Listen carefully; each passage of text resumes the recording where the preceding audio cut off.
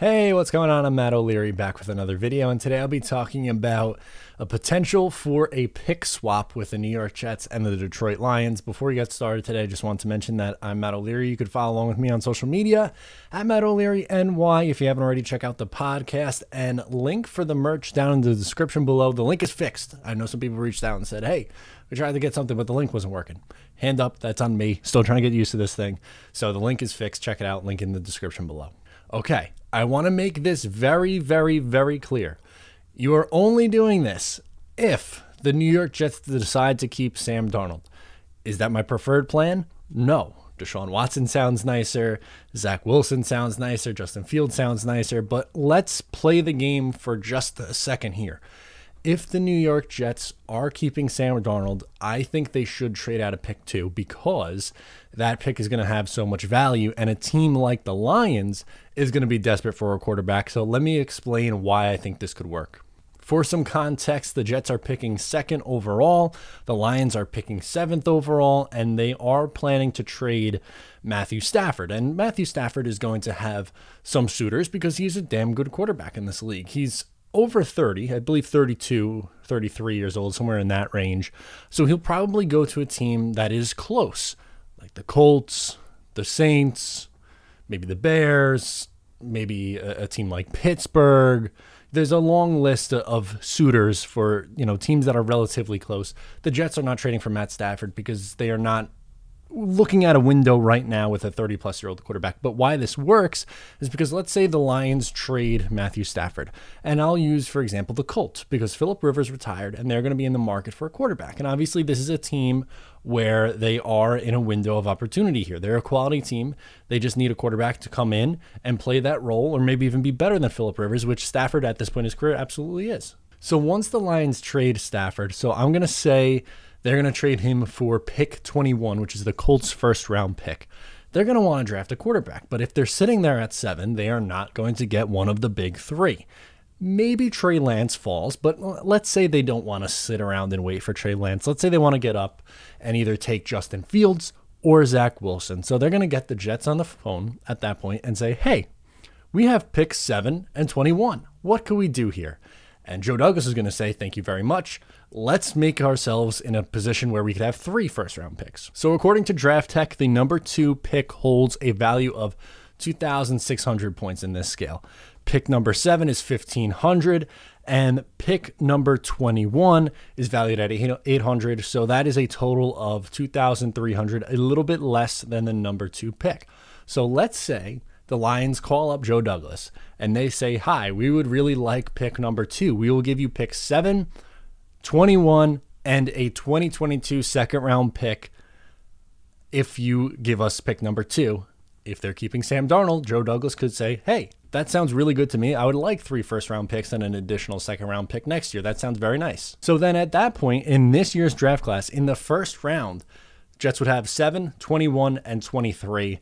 They could do a lot of damage with those 3 picks. And then, of course, they have 34 at the top of round 2 from their own pick. So what could the Jets do if they're keeping Sam Darnold and they have these 3 first-round picks? Well, at pick 7, you could draft a wide receiver of your choice.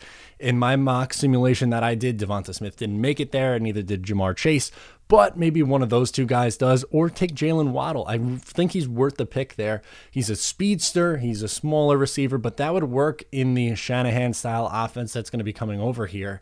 And having him and Mims, and maybe you have a wide receiver that you're bringing in for agency as well, and Crowder, you're building up that offense to make life as easy as possible for Sam Darnold. So taking a wide receiver after moving back, okay. And if Devonta Smith is there at 7, yeah, take him. But if not, then I'm completely okay with taking Jalen Waddle or Jamar Chase as well. At 21, I think it's very important to address the offensive line. So I'm taking Elijah Vera-Tucker, the USC offensive lineman. He could play tackle. He can play guard. I think he would be better suited for guard in the NFL, and you plug him in on the right side. Hopefully you sign Joe Thuney in free agency, and then you have an offensive line that looks like Becton, Thuney, McGovern, Vera-Tucker, and Fant.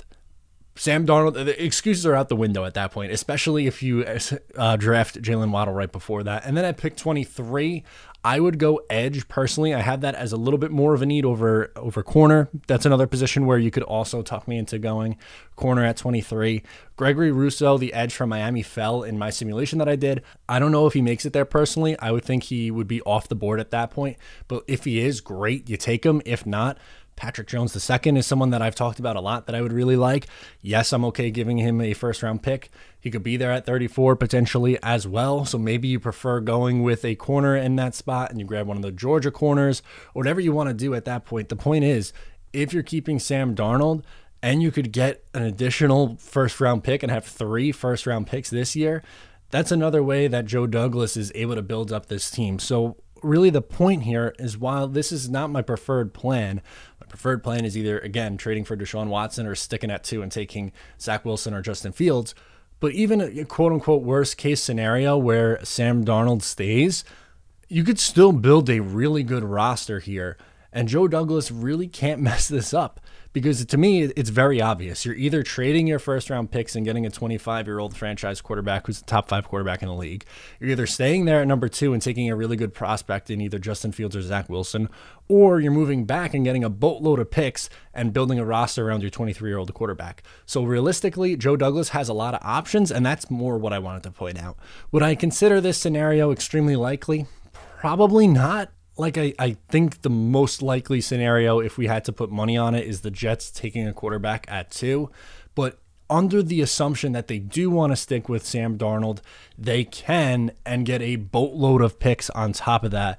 Pick 7, 21, 23, 34 in this scenario. That's, what, 4 picks in the top 35? Like, that's one way to build your roster up. So I'm excited to see what Joe Douglas would do or can do in this offseason. What would you do, and what do you think of this scenario? Again, it's not my preferred option, but I don't think it's that bad, and I don't think it's that outlandish where the Lions are going to be looking for a quarterback. And if Joe Douglas wants to fleece a team coming up for a quarterback, why not the Lions? Fall back to 7 and take a wide receiver. Let me know what you think in the comments down below or on social media at Matt O'Leary NY. Make sure to subscribe if you're new, and I'll talk to you next time.